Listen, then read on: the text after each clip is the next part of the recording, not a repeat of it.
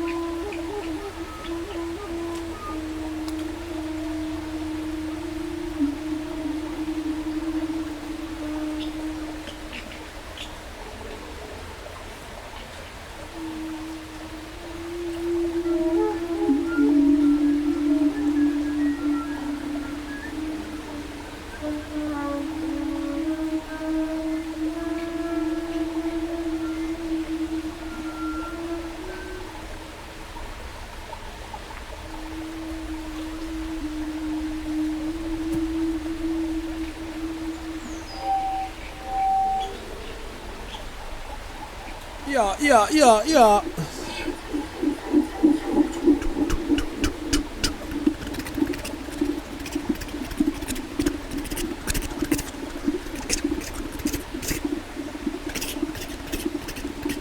See, I'm jamming. That's what like a DJ set for avant-garde performance and field recordings should be, where you just play someone else's found sounds and field recordings and, you know, object performances, and then you free improvise over that.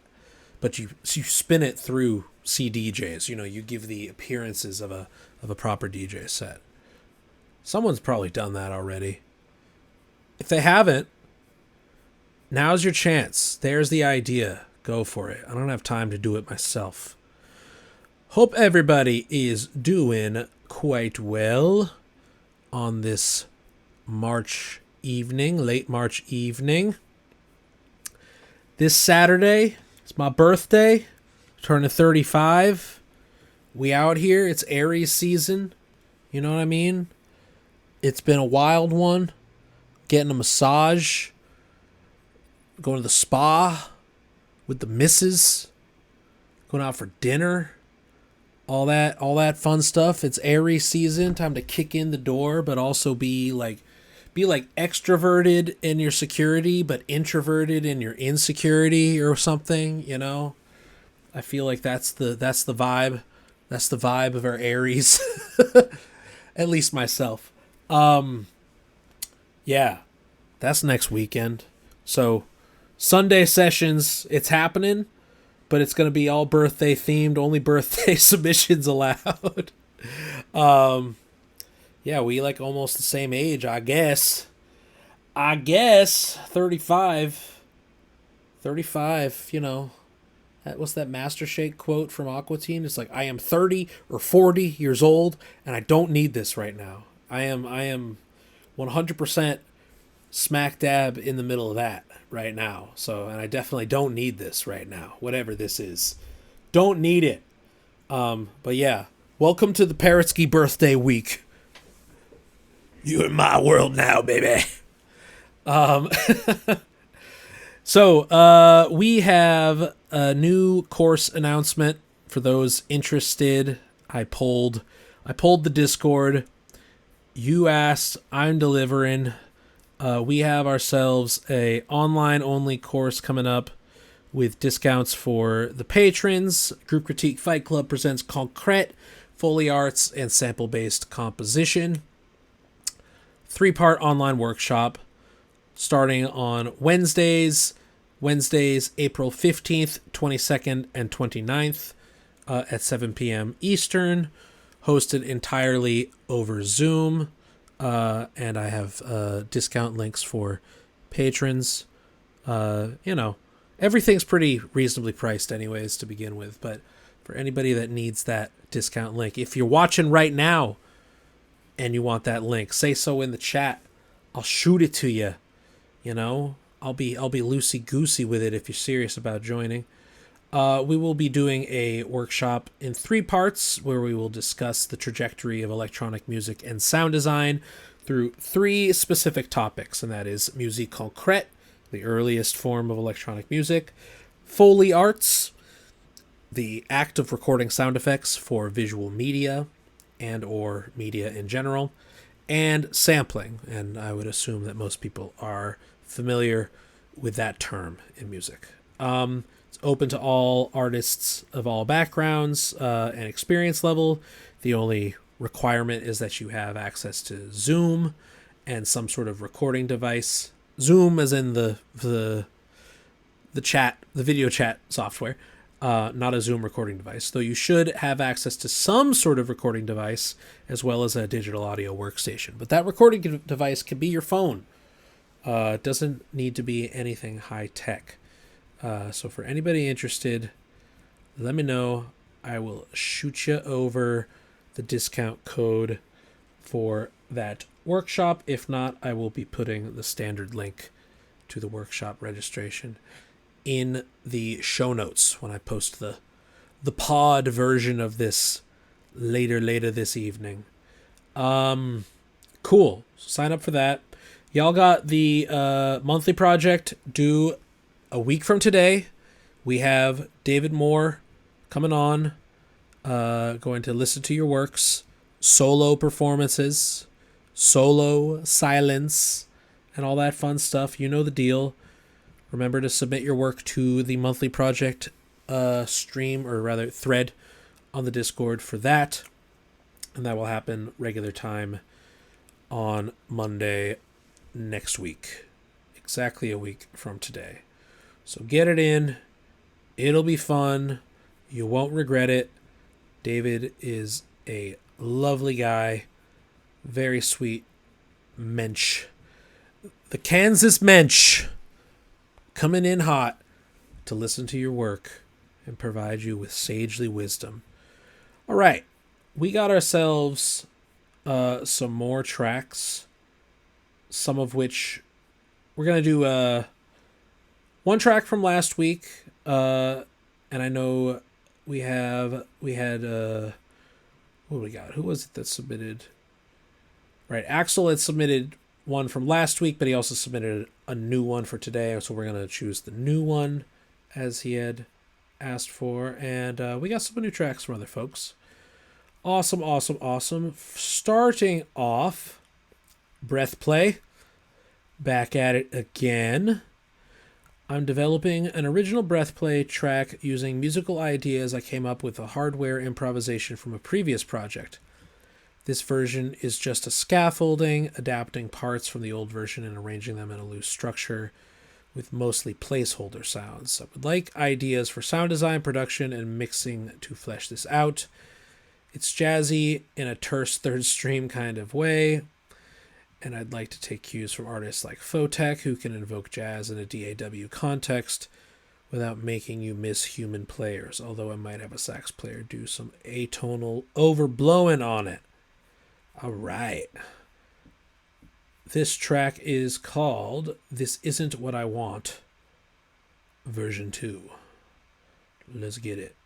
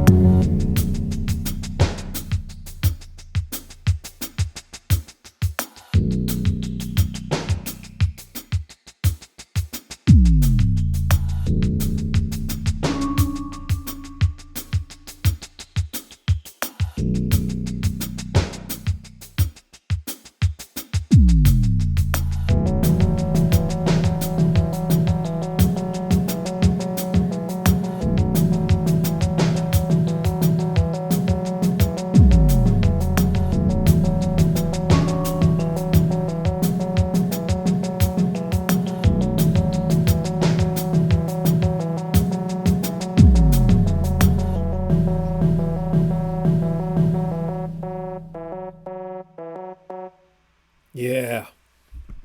Oh yeah. Oh yeah. Give me that hocketing, rhythmic phasing, minimalist rhythm. Yeah, the dawn of MIDI particles are off the charts on this one.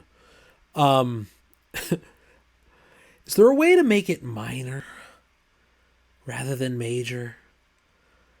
Part of me is just like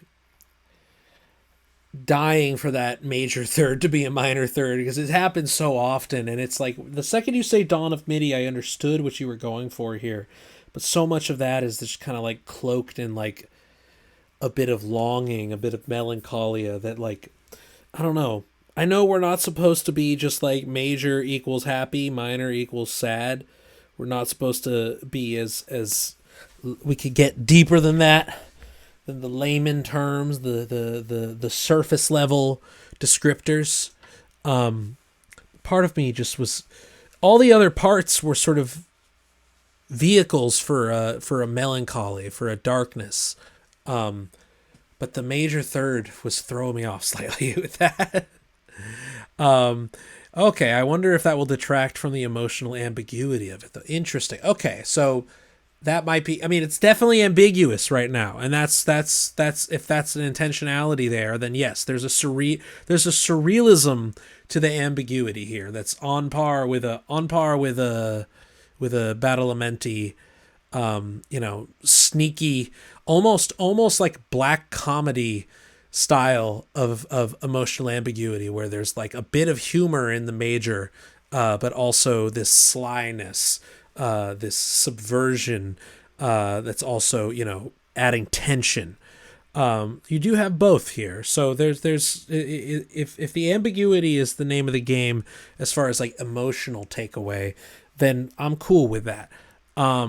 Definitely. Oh, a track about being unsure of oneself. Very cool. Very cool. All right. So let's not talk about tonality for now then. Just thinking about production in the vein of Dawn of MIDI. I think that's actually a really good framework for the type of sound design and sort of mix-based effects that you can apply here. Because like, what is Dawn of MIDI? It's a drummer with a hi-hat, floor tom, and a snare, right, and kick. A sort of slightly deconstructed kit. And we have a pianist playing the grand piano with basically one-handed parts and using their right hand to play the part and their left hand to create preparations on the strings and kind of enhance and excite various overtones based on, basically hovering over parts of the strings by hand. And then you have an upright bassist who is doing basically only plucking rather than bowing, but also playing with varying degrees of harmonic intensity up and down the neck of the bass to sort of create some harmonic emphasis and sweeps, as well as more thudding percussive elements like bass percussion sort of elements here. So if you were to break down that and find the analogous sort of effects or techniques that you could apply to your individual tracks here, I mean, like right off the bat, like the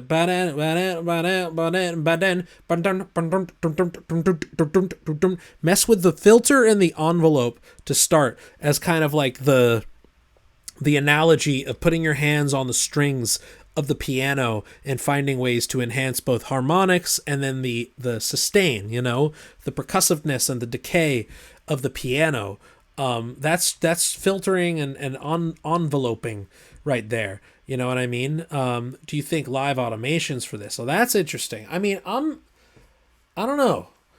Because I mean, I'm sure you could come up with some cool ideas live with that, but I'm thinking more like if you were to do it live, I wouldn't like improvise that. I would come up with a plan at least in which like you could do the rough, the broad strokes automation with a point and click and then go in and be a little more minutia, a little more detailed with your hand automation or something like that. I don't know.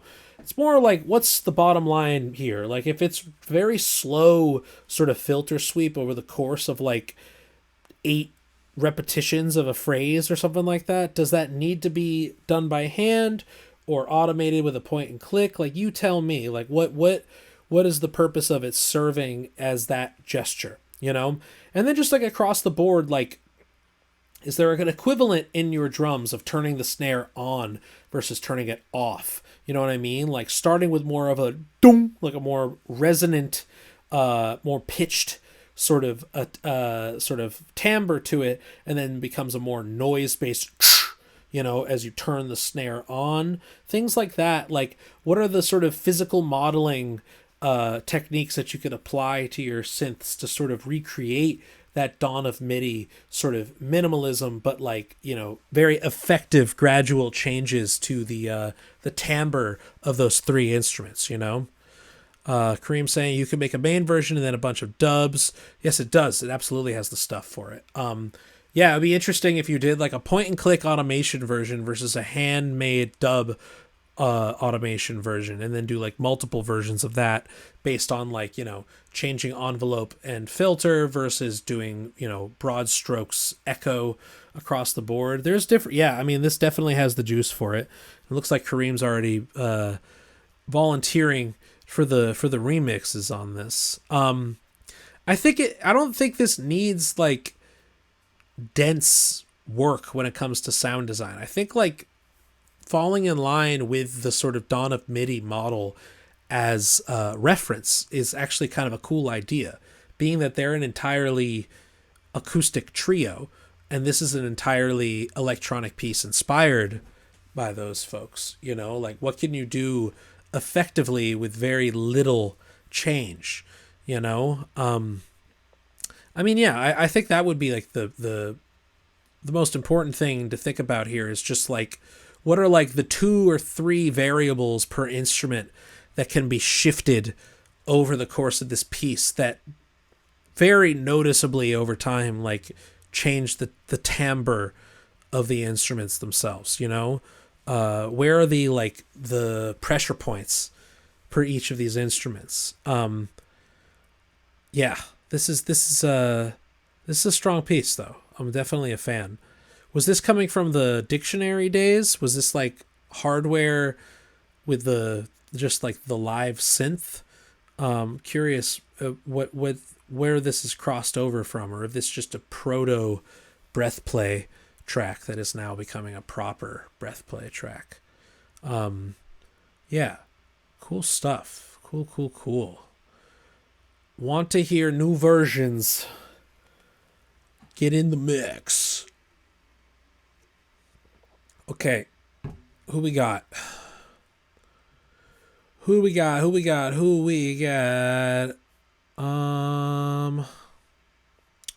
Okay, got Jesse again.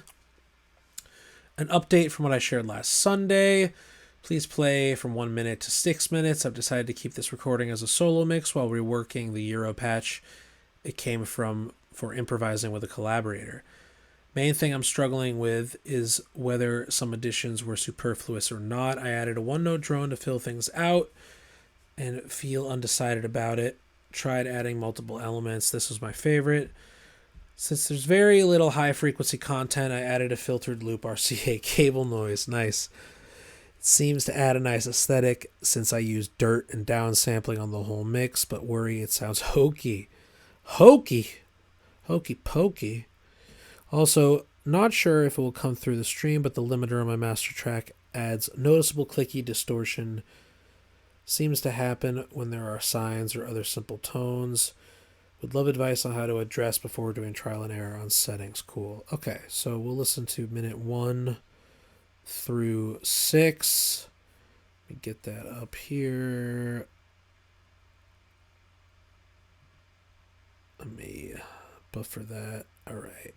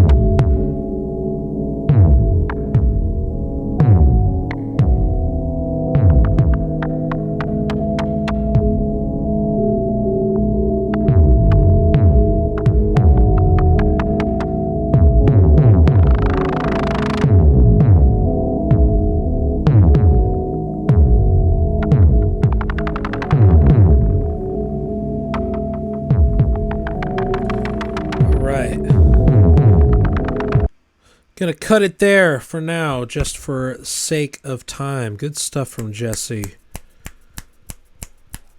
I feel like and I don't know if this is just sort of demoing, jamming on it, sort of updates on the patch as a performance sort of tool here. Just like the length of the recording being over 7 minutes long, and having the drums come in so late. I feel like it could be a little more maybe symmetrical as far as well, maybe not symmetrical is the word, but even-handed as far as like when the drums can come in. Like if this came in halfway through, there could be like more time for you to develop the drum pattern rather than have it just go boom, boom, boom, boom, boom. Like we can have it spread that out so there's less happening earlier on. What if it just started out with the clicking? Kind of sounds like when I make like dolphin noises with the side of my lip. That's a good one, right? Kind of sounded like that, but like imagining that starting out on its own, just like kind of less happening there for one part, and then slowly develop it more, bring in the sort of bass drum sort of sound in there. But rather than just like turning on the sequence, boom, it's happening. How could we develop that more even-handed, a little bit more gently, as far as the arrangement goes with that sort of part? Yeah. Sounds like trap rapper ad-libs. Yeah, that's right. That's right. What type of rapper is doing that? Who's doing that? No one's on my wave. We're on that post wave. Thinking about like what you could do just from I wasn't really hearing like limiter problems with that. I was just wondering if like, because there's no real high-end activity in this mix so far, like if you utilized an exciter, for example, if you utilized some sort of specific harmonic enhancing saturation device, that would basically tickle the inaudible high or the quieter harmonic frequencies that are in the higher range that would brighten this up. Like an exciter would be really interesting on the drones going on here, because and I'm not saying like it needs to be like something that is constant, but like it could be developed towards, it's not even opening up the filter, it's really just like slightly distorting, saturating the harmonic series so that the high ends just are more jagged waveforms rather than basic waveforms, or simple waves, It's a fun way to turn something that's pretty low heavy, sine wave heavy, warm sounding. It's an effective way to brighten it up without more traditional synthesis of just opening up the filter and resonance and stuff like that. So exciters would be really fun across the board on this, and that includes the drums. Like those kicks are all kind of feel very muffled in a like you said, like kind of intentional bit crushy kind of way, but like with bit crush you could still get a lot of high frequencies out. I would really love to hear more like a pop to that kick. You know what I'm saying? As far as like the idea of it being like superfluous sort of arrangement and stuff, I don't think so. You're making drone music, it's definitely in the vein of folks like Eliane Redig, the late great. There doesn't need to be silence or not just constant oscillations occurring. Kind of simple. If you feel like there's too much happening at once, like the easy way to just like experiment with there being less is to just apply LFOs to your,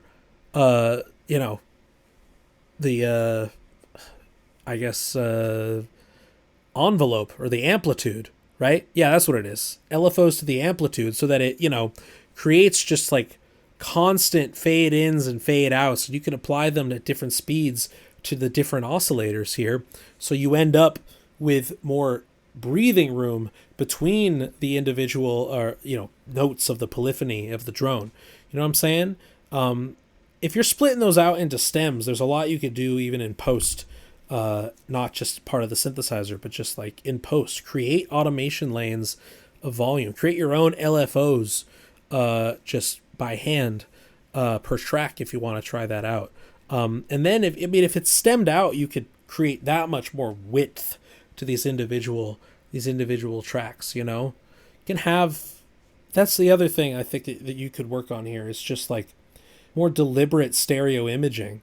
Right now it does feel a little centered. So I'm curious, how you're recording this. If you're working with stems, by all means, if it's not just one stereo live take,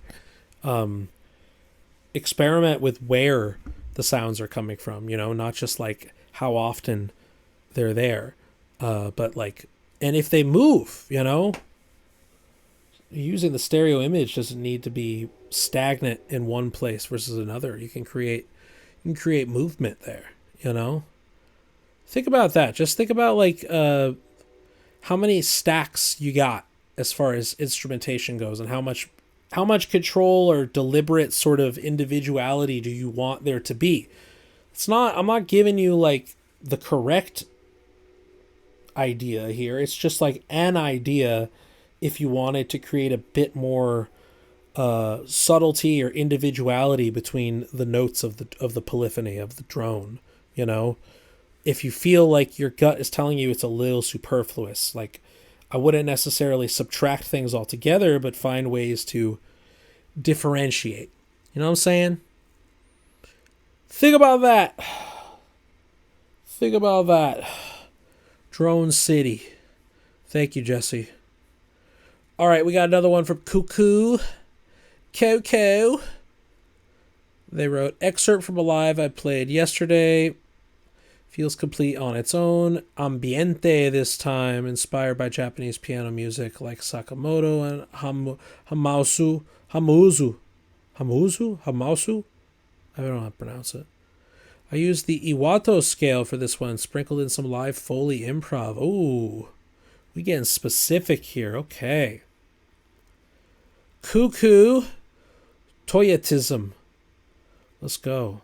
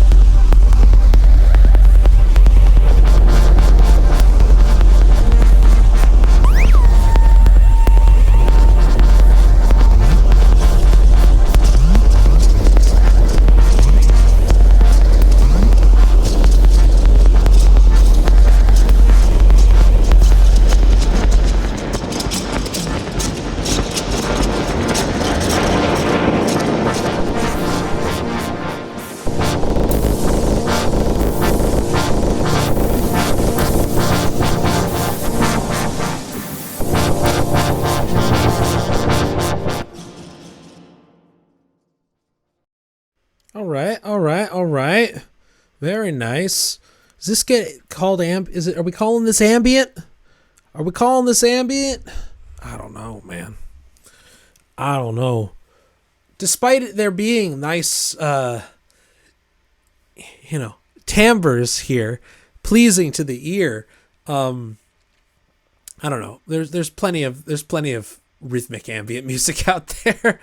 I wouldn't have necessarily put that in there. I would have expected a bit more talk about stereo image, like width to this. Like I would have loved for that sort of like hard pulsing going on to be, bringing out. I think it's ambient. Okay, speed ambient. I like that. Cool. Thinking about more like Alva Noto and Ryoji Akita, sort of IDM-y glitched percussion sort of bits of audio pulsating in here, to be working in some sort of panned fashion where we hear like, but like with each note coming from a different space in the stereo image between left, center, and right. How do we expand the width of these things? I think that's like, to me, I was thinking it's too centered for it to be ambient. If we widen it out, if we create more spaciousness, literal ambience, environment to this, I think we would be, cooking with that much more gas. You know what I'm saying? And then thinking about like the harmonic material itself, whether that's piano, I'm not sure, but like, treating it, if we're referencing Sakamoto here, like, doesn't need to be a lot happening here, but the usage of both hands and creating, accompanying harmony for some sort of simple melody, left hand versus right hand, counterpoint between hands, things like that. That's important. I feel like this could be developed a little bit more from the compositional side, as far as like what the real nitty gritty, like harmonic and melodic content of this is. It doesn't need to be developed like a song. Like I totally understand the sort of trajectory of being in a cloud here. We're in a space and it's just completely linear and then it's done. I think that's totally fine, because this is, like you said, I think you said this was part of a jam, right? Played live yesterday. Okay, cool. So this is part of a jam. I mean, like, what parts are being played live? Are you playing the keys parts? Are those samples that are being triggered, and is everything through sequencers or some sort of generative instrumentation here? If it's working with samples, then just get even more raw materials to work with, like, expand on the harmonic and melodic content of here. But if you're playing this by hand, I mean, give yourself a little patience. I'm manipulating MIDI and adding some Foley. So this is pre-recorded MIDI or pre-composed MIDI in that sense. In which case, develop that further. Develop that MIDI content further ahead of time. Give yourself a larger library of gestures, a larger library of musical material from this kind of raw perspective here. Oh, cool. So you're using Music Mouse. All right, nice. The new, or rather remade version of the original Laurie Spiegel software. Let me know how that is. I'm curious about that. I'm trying to get Music Mouse. My birthday's Saturday, y'all. I want Music Mouse, and I want the GRM Atelier granular synth. Okay, someone cop it for me, y'all. You don't have to do that. They're kind of expensive, but those are on my to-do list as far as things I gotta check out. So this is in the traditional Music Mouse sort of way. It's generating MIDI that you are, or rather, it's doing live processing of MIDI information. It's good, but weirdly it's not a VST. Interesting. It's standalone, staying true to its form, because that existed before VSTs. Interesting. Can't use it as a plugin, only as a standalone. I kind of respect that. I mean, you could work a way around that, but very cool. Very cool.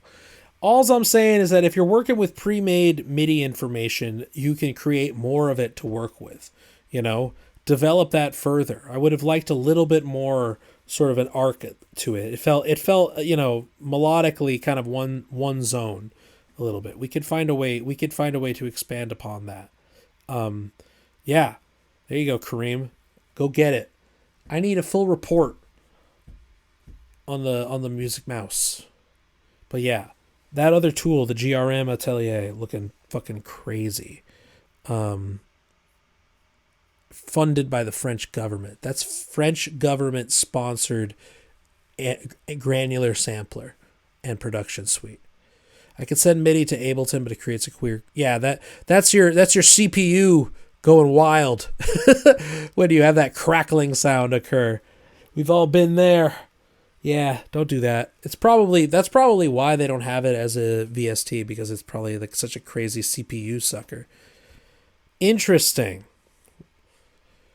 That's how it is with VCV Rack too, you know. Technically you can get that as a VST too, but it's so fucking much, it sucks so much compute. You know what I mean? Good stuff. Develop this further. Give me some more impressionism. Let's hear it from you. All right. We got a track from Axel, I believe. They wrote, update to what I sent last Sunday. Still a bit unsure if I'm missing elements or I have too many of them from 3:30 till the end. I feel it's lacking the intensity I crave on the part at 4:30, but everything I add just makes it non-discernible soup of sounds. Add more harmonies, other arpeggio, other synth, more samples. Sounded like a sound mask to me. All right, let's check it. Axel's Museum of Us, version 5.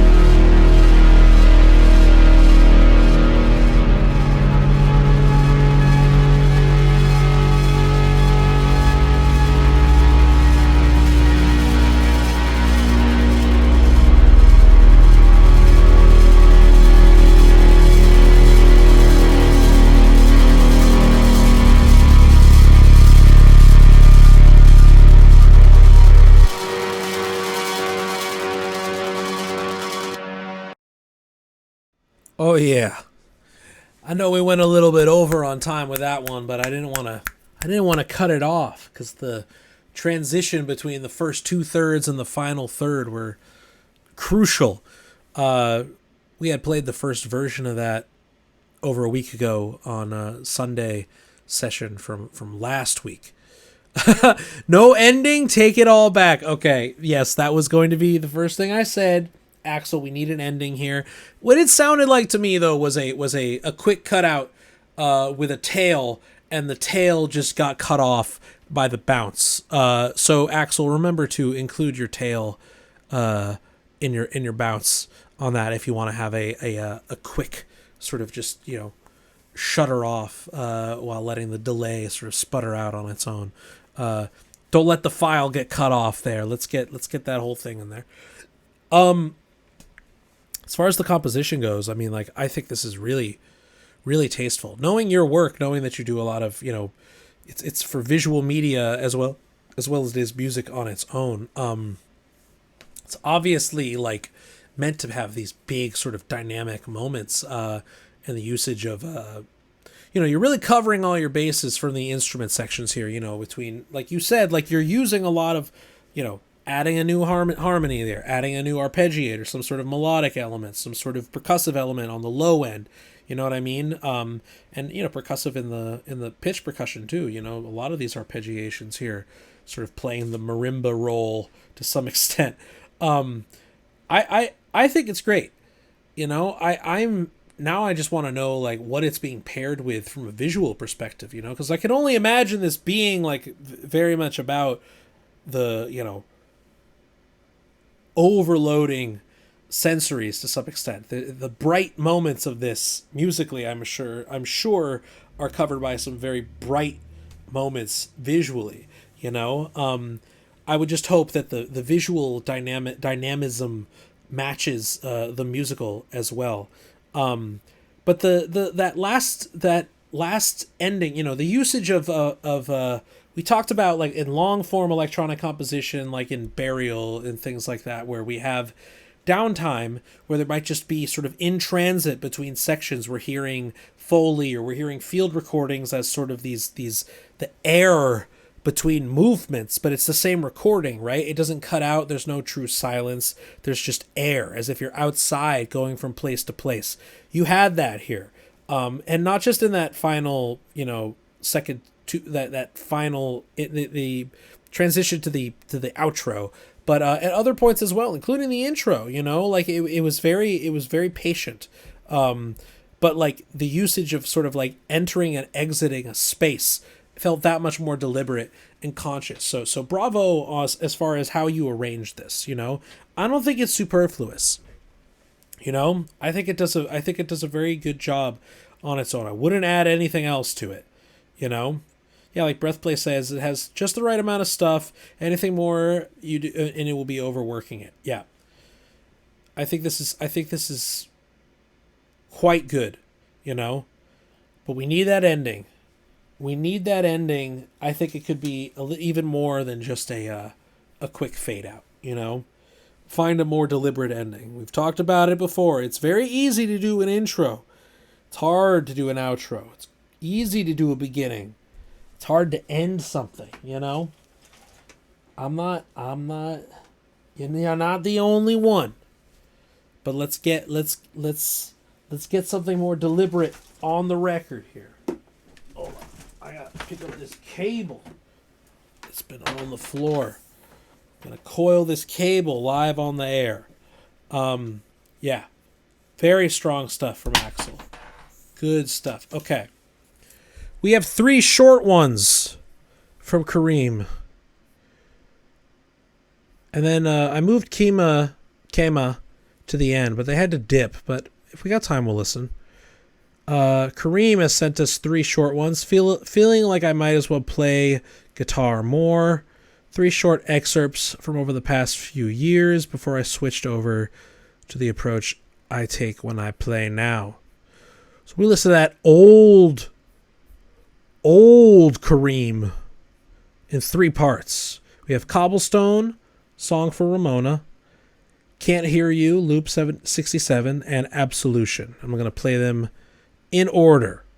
Let's go.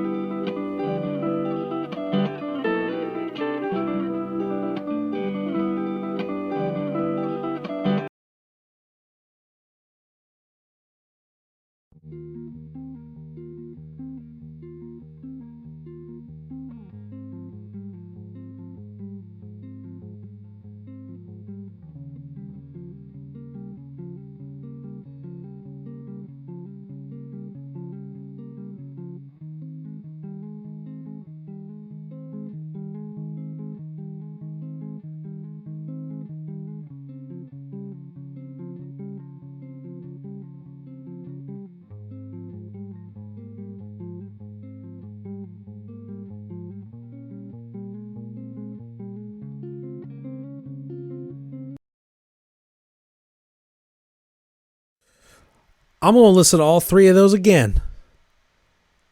Too short. Too short. From the top.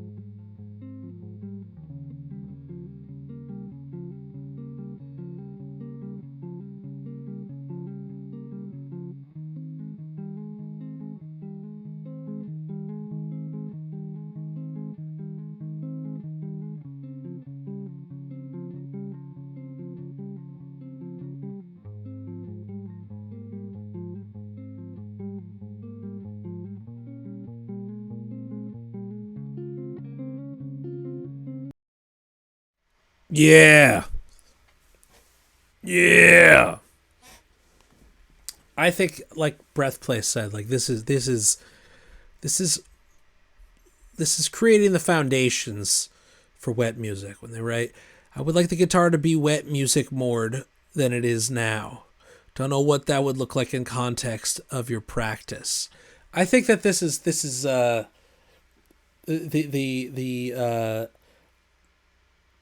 sparseness of the guitar is there in some of your new stuff. You know, this feels still very much in loop form. You know, these are teasers, these are samples, right?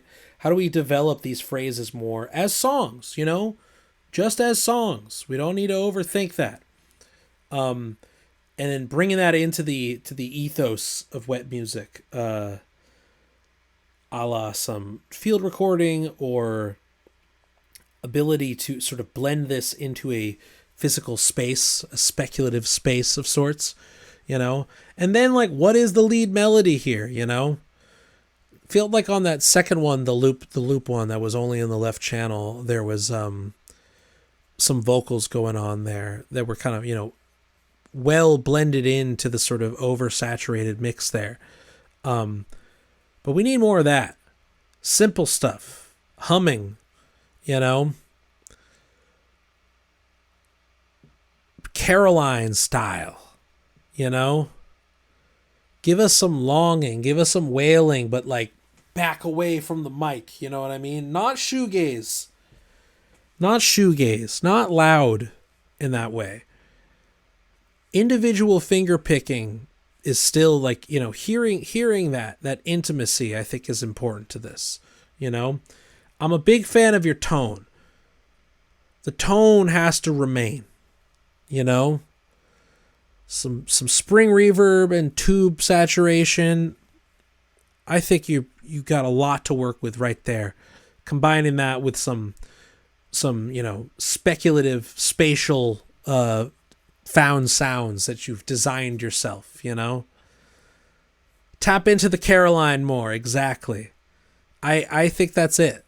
I think that's it. They're kind of their own island of sound right now, you know? Someone described them to me as folk because they have, I guess, fiddling style violin, but I don't know if that's the right word. I think post-rock is a fine descriptor because it's so broad on its own. And that includes what I'm imagining this type of wet music to be is an offshoot of post-rock. We've already talked about the tortoise influence on this, you know? There's a tastefulness. Tortoise, I guess, gets called post-rock, even though they're definitely not the quiet, loud, traditional sort of slinty or explosions in the sky sort of stuff, you know? They're in their own league, you know? And they're the father of, not Netspend, the other one. Who's the one whose dad is in Tortoise? Come on, Karim. Help me out here. Hot take. Tortoise is jazz. It's not hot. That's not a hot take. That's not a hot take. Tu Hollis, son of Tortoise. That's right. That boy, we can firmly say, not so much his dad, but his mom. I mean his dad too. Firmly say the nepo charges stick with that one. Just Tu Hall is too furious. Yes. Good stuff. Add some guitar to the new stuff. I'm trying to hear that. I'm trying to hear it. Let's get it. Come on now. Write some songs. Write some guitar music. Bring it into the fold. Let's hear some new stuff. Not the old stuff, the new stuff. All right. Good shit. Well, I'm going to put Kema on the top of the queue for April because I want them here. I'd love to hear what they have to say. All right, y'all. Y'all have a monthly project due a week from today. Y'all have yourself a merry little Christmas. No. Sign up for the concrete Foley and sampling class if you want. That'll be fun. It'll be cool. We'll all be there having a good time. Do the monthly project. Do next week. Same time. We will be on next Sunday. We will be having our post-Parrotsky birthday celebration live stream in which you will all send me serial numbers to expensive plugins for free for my birthday. That is required of you. You already confirmed you're doing it. It's happening. You can't take it back. No backsies. I've already on the record. Everybody, please send me their social security number for my birthday. It's all that I ask. Thank you very much. All right, y'all. I will see you next weekend. Hope you have a lovely week. Keep making music, work on your projects, and I will see you soon. Bye-bye.